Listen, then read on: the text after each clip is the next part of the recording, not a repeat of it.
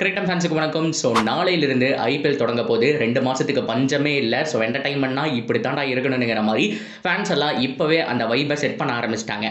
இதுக்கு நடுவில் கோப்பை வின் பண்ண போகிறது யார்? எப்போவுமே நம்ம ப்ரெடிக்ஷன் பண்ணுவோம். ஸோ அந்த வகையில் இன்றைக்கி இந்த கோப்பை யார் வின் பண்ணுறதுக்கான சான்ஸ் இருக்குங்கிறத பார்க்கலாம்.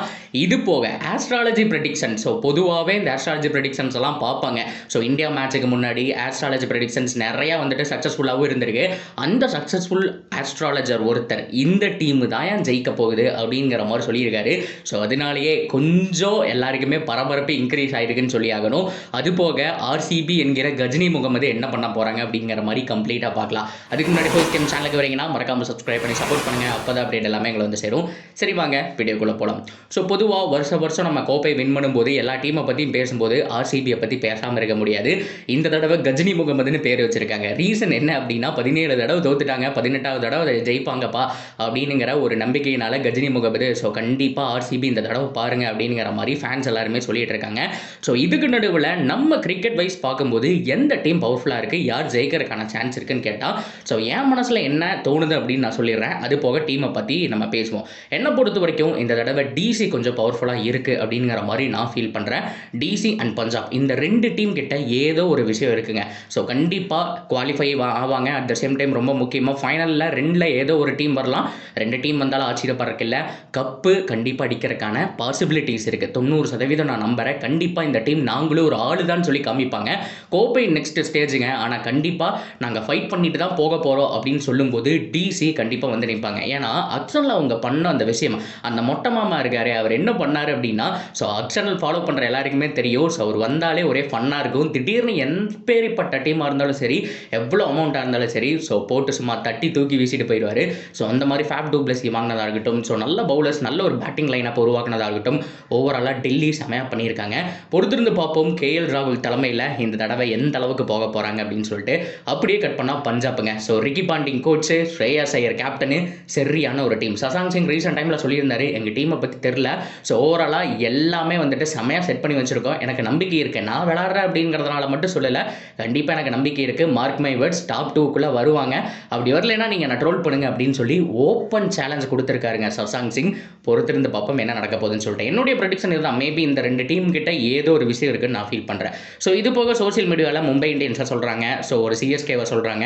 அட் த சேம் டைம் ஒரு எஸ்ஆர்எச் என்ன மாதிரியான ஒரு சைடுங்க, என்ன மாதிரியான ஆட்டக்காரண்டாக அப்படிங்கிற மாதிரி 5-6 வரைக்கும் அவங்களுடைய அந்த பேட்டிங் லைனை பார்த்தா பயந்து போயிடணும். அந்த அளவுக்கு ரன கொடூரமாக இருக்காங்க.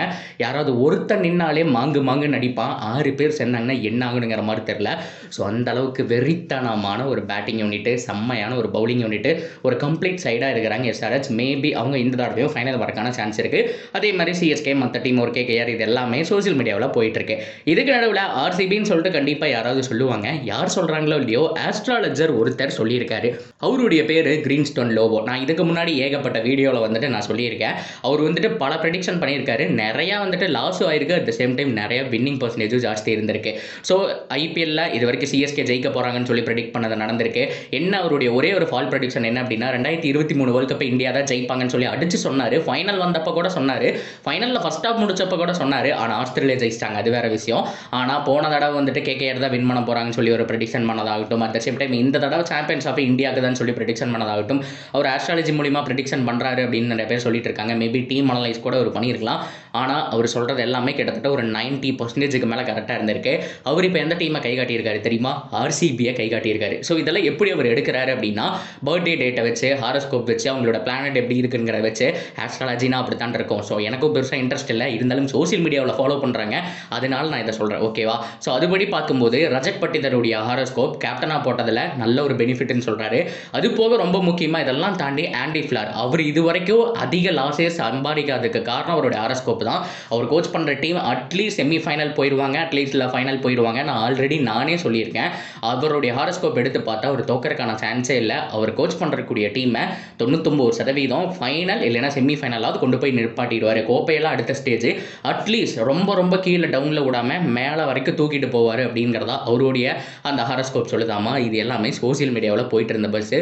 ஸோ அதுபடி பார்த்தா ஆர்சிபி தான் ஜெயிக்க போகிறாங்கன்னு அவர் சொல்லியிருக்காரு. ஸோ அது போக செகண்ட் சான்ஸ் நான் சொன்ன மாதிரி டிசி டீமுக்கும் ஒரு நல்ல சான்ஸ் இருக்குங்கிற மாதிரி சொல்லியிருந்தாரு.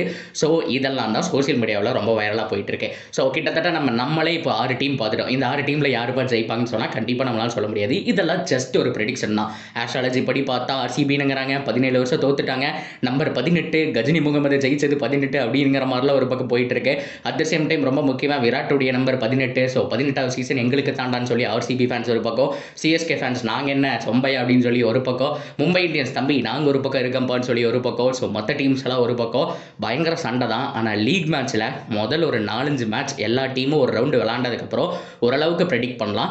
எல்லா டீமும் 8 மேட்ச் விளாண்டதுக்கப்புறம் ஒரு 60% ப்ரெடிக்ட் பண்ணலாம். ஸோ அட்லீஸ்ட் 14 மேட்சஸ் கம்ப்ளீட் பண்ணதுக்கப்புறம் 100% கூட ஓரளவுக்கு ஸ்வராக சொல்ல முடியும் இவங்க தான் ட்ராஃபி அடிக்க போகிறாங்கன்னு சொல்லிட்டு பொறுத்திருந்து பார்ப்போம்.